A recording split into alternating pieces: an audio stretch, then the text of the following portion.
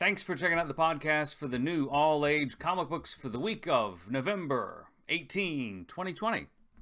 Hey, it's Trey with Daddy Mojo. What is new this week? This is a great week for comic books. It really is. It's one of those weeks where there is something great for every age, and I mean every age north of elementary school if you're talking in the realm of all-age comic books, because that's kind of what we're doing here. These are comic books that are enjoyable because they don't water down the fun just because of what they don't show. In other words, they're not going to be too gratuitous, too violent, too whatever, but still cool.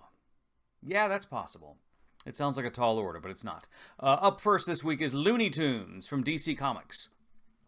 DC Comics, you come out on Tuesday for some reason. So if you're used to New Comic Book Day being on Wednesday, which it still technically is, that's great. But call ahead to your comic book store and say, hey, please pull these DC titles for me because I know they come out on Tuesday.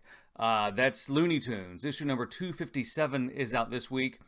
This series is incredibly reliable. It's dependable. It is one of the classic comic books out there because it's just fun. It really is. Our 11-year-old has been reading this comic book for the past 4, maybe 5 years. We've been collecting it ever since issue number 1. And on the cover of issue 257 from Looney Tunes, we've got Bugs Bunny, Daffy Duck, crossing, looks like the river. Crossing the river valley. What's that? The river that Washington crossed? My history is failing me. Not the Thames. That's in London. That's if history had gone the other way. But it didn't. Current history, fast forward, Looney Tunes 257. It's a great comic book, plus it's only $2.99, which is one of the few comic books that still has that price point. So it's great. And because it's on DC Comics, again, call ahead to your local comic book store if you go there on Wednesday, hoping to see it, because by Wednesday they could be all gone because your comic book store is not going to have many of this title. Because it's not, sadly, it's not one of those comic books that sell a lot. Like our local comic book store may get 3 to 5 copies, and they're all gone by the weekend. So call ahead because it's fabulous. Also up this week is My Little Pony. Friendship is Magic, issue number 1 from IDW Publishing. Jeremy Whitley. You see that cat in a lot of comic books. He also did Princeless. Yeah, that's what he did. He is one of the people that actually might have been his creation. Princeless. I think so. Great writer. My Little Pony Friendship is Magic. This is a fabulous title for those elementary school kids. For those, you say My Little Pony and sometimes they grimace or they whatever.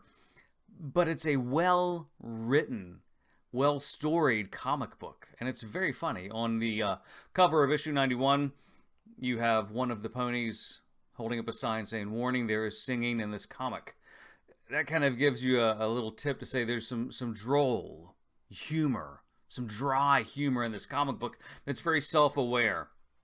It's going to hit its sweet point at elementary school, but realistically, for those kids older who like My Little Pony, check it out because it's a great series that sometimes flies under radar, and very much like Looney Tunes, there may not be many at your local comic book store, so call ahead.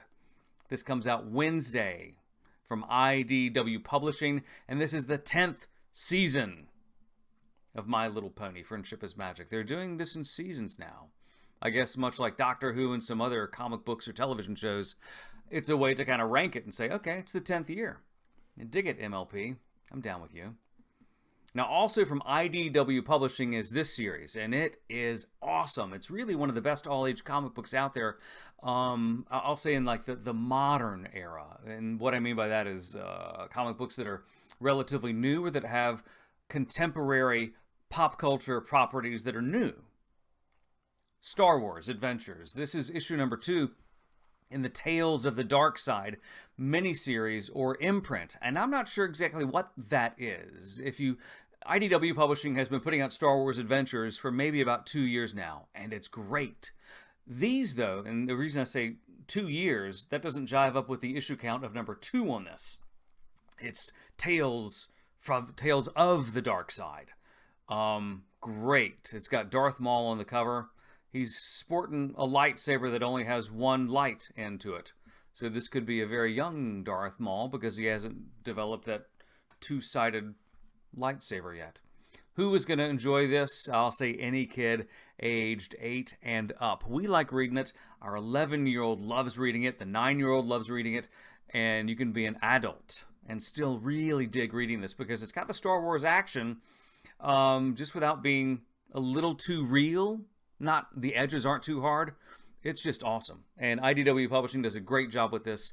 You'll hear that publisher's name a couple more times here also. And again, like Looney Tunes and like MLP, your comic book store may not have many of these.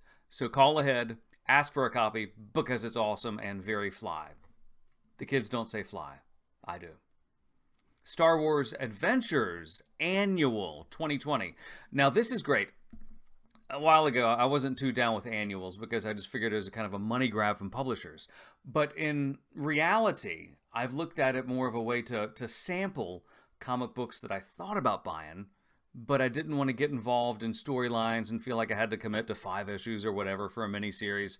This way you can dig into it and say, I like the art, I like the vibe of the stories, and I like this story. So I'm going to latch onto the series. This Star Wars Adventures Annual, this is great. It costs a little more. I believe it's $4.99.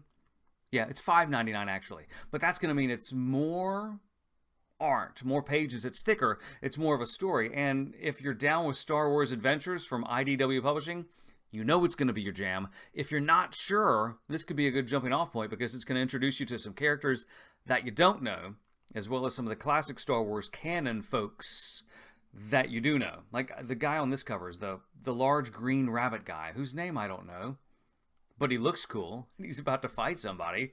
And this is what I mean by a great all-age comic book. It doesn't water down the action. It just makes it okay for those elementary school kids. And I'm not besmirching those publishers. It's just a great way to angle comic books because it lets younger kids get in on the action without the elements that those parents or those young ages might not be able to handle with a smile. Yeah. From Boom Studios. This is the title that's ending. And you say, wow, it's ending. That's a bummer. But this is a great series. It's one of those that we've always constantly raved about here because it could be anything you want it to be from issue to issue. It could be a great science fiction story. It could be a great friendship story. It has lots of funny comedic elements. So where do we place this? Is it science fiction action or is it humor? It could be anything. It's Lumberjanes, issue 75. The final issue in this series comes out in December. So this is the next to last issue. But it's great. And don't let the fact that a series is ending think or have you infer that it's a bad series, because it's not. This is one of the best all-age comic books out there. And why is it ending? I don't know. I know that they're looking at movie options for this, probably Netflix or somebody also, because the stories, the characters in this series are awesome. And when you look at the art, if there's one downside to it, it's that the creators, I'm just checking it here, Shannon Waters, Kat Lee, and a couple of the others, their art style is very distinctive.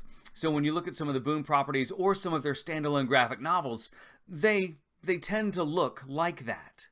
That's not a bad thing, that's just their style. So if you dig some of the other comics from Boom Studios, you may see elements or kind of influences from that. That's how influential Lumberjanes is as a property and as a comic book. It's great. Issue 75 is out this week. Who's going to like it? I'll say upper elementary school kids all the way through high school.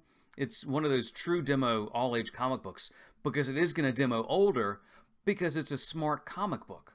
It's just very smart. It wields science fiction and humor, so many things together well. It's priceless. 75 of Lumberjanes, next to last issue. Pick it up while you can. Issue number 1 from this series is out, and I'm not sure what's going on here. Full disclosure, but I like the other comic books, so let's give this a shot. It's Doctor Who Comics from Titan Comics. Who is going to like this? Whovians. Yay, go Whovians. Who is Doctor Who good for? No double pun there. I'm going to say even elementary school kids and up, aged 8 and up.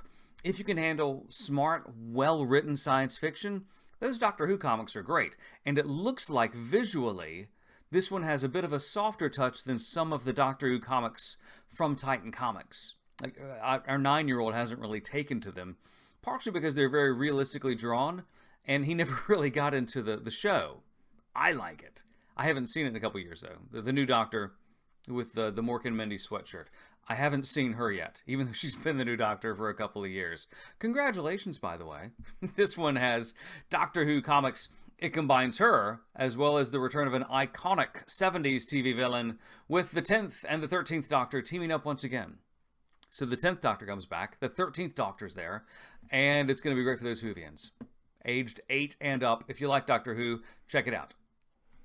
Now, slightly younger, we've mentioned this publisher a couple of times, IDW Publishing. Great comic book, this one. Marvel Action Avengers. This is issue number 2.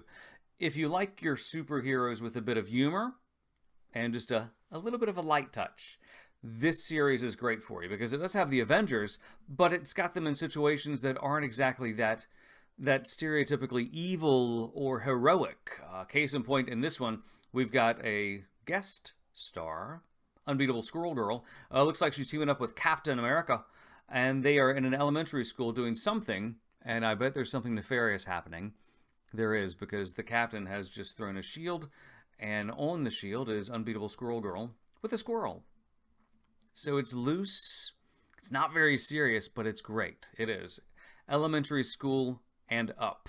This is one of those series also, if you go to any elementary school library, you'll see this there, and it's really perfect for that age. Yeah, age 6, 7 up, it's good for them.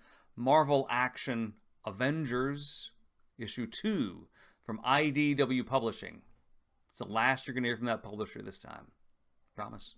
We've heard of this one before, though. They're the same folks who do Lumberjanes, Boom Studios, and this graphic novel, this hard-covered collection, graphic novel collection, is awesome. We love this, but it's very real.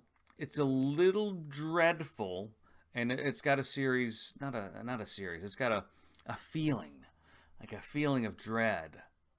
It's awesome, and I love all of these series. Jim Henson Storyteller, that's the series. The Ghosts is the current one. Witches have come out. I believe Dragons was one, and a couple of others. I've got them over there. We do not have these. We've read them, and they've got the same vibe, where it's real stories, but they're told from an anthological perspective. Thus, the Storyteller moniker in Jim Henson Storyteller. Ghosts, who's going to dig this? I'm going to say kids in middle school and up who like intelligent stories that are very well written. This is not going to be kind of heroic jump scares, ghost type things. It's going to be kind of a well-crafted story with some fabulous art. The art in this is going to be beautiful. It is. Looking at it now. I want to go read it. Again, it's not going to be cool for elementary school just because it's going to be a little too mature, just in its content. Not in its scares, like it's going to be grotesque or anything, just from its attention span. Beautiful stuff. This is the hardcover graphic novel collection. It retails for $25. Yikes, but if you buy it through some of the links, it will only cost you $20. But I bet if you go to your local comic book store, you can also find some of the individual comic books that made up this trade paperback and pick up one or two of them on your own. Don't forget, New Comic Book Day is Wednesday, unless you're a DC comic book.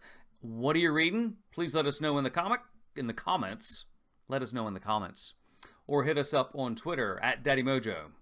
Looking for more all-age comic books? Each week we do a podcast and post on the new all-age comic books. You can subscribe or check out the post for more information.